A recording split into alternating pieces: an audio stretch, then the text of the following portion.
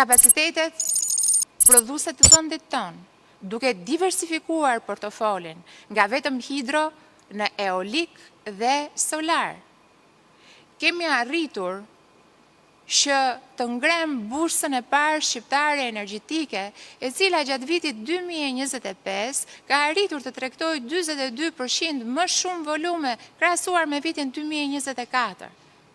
Kemi arritur të edukojmë qytetarët me eficiencën energjetike. I kemi bërë pjesë të politikave tona.